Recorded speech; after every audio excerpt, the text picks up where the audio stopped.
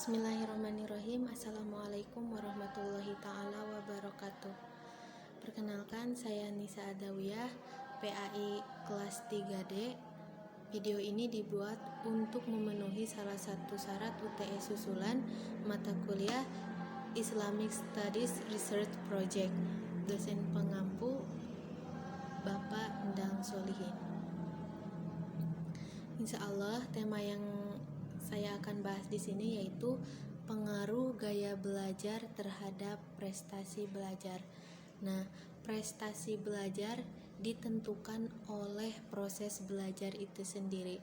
Untuk memenuhi atau menuju hasil prestasi yang baik diperlukan gaya belajar. Nah, gaya belajar setiap siswa berbeda-beda dan masing-masing gaya itu gaya-gaya belajar tersebut memiliki nilai positif dan nilai negatif bagi mereka sendiri. Begitu juga dengan dampaknya kepada orang tersebut dan sekelilingnya. Nah, siswa yang tidak mengenal gaya belajarnya akan menghasilkan prestasi belajar yang buruk. Nah, selain itu juga tentu saja mutu pendidikan yang baik juga mempengaruhi gaya belajar siswa. Nah, begitu juga dengan lingkungan si siswa tersebut. Namun, motivasi yang tertinggi itu bagi siswa itu yaitu untuk mengembangkan gaya belajar yang sangat mendukung untuk mencapai prestasi belajarnya. Nah, hal ini berarti setiap orang mempunyai gaya belajar yang berbeda-beda. Nah, rahasia keberhasilan pembelajaran itu terletak pada pengenalan seseorang terhadap dirinya sendiri, kesesuaian gaya mengajar dan gaya belajar, potensinya dan konsekuensinya yang akan ditimbulkannya. Nah, hampir semua siswa yang berprestasi rendah adalah siswa yang gaya belajarnya tidak cocok dengan gaya mengajar guru di sekolah ataupun di kelas. Nah, faktor lain yaitu yang dapat mempengaruhinya jumlah murid atau jumlah siswa yang ada di kelas.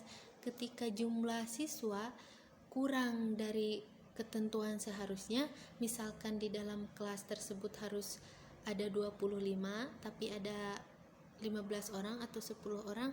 Nah, itu menimbulkan kurangnya semangat belajar karena jadi si siswa tidak memiliki rasa bersaing satu sama lainnya karena sedikitnya siswa di kelas. Begitu kalau misalkan siswa di kelas terlalu banyak juga tidak akan menimbulkan semangat belajar. Tetapi ketika di kelas sesuai dengan ketentuan, maka insya Allah semangat belajar untuk mencapai prestasi itu dapat terus dikembangkan oleh si siswa yang memang memiliki gaya belajar dan memiliki prestasi tinggi.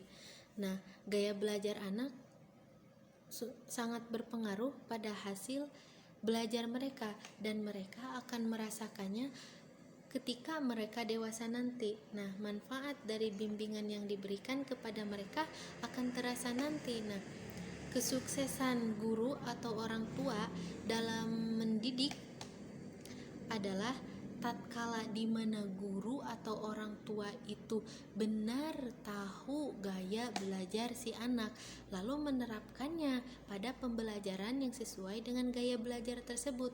Nah, tidak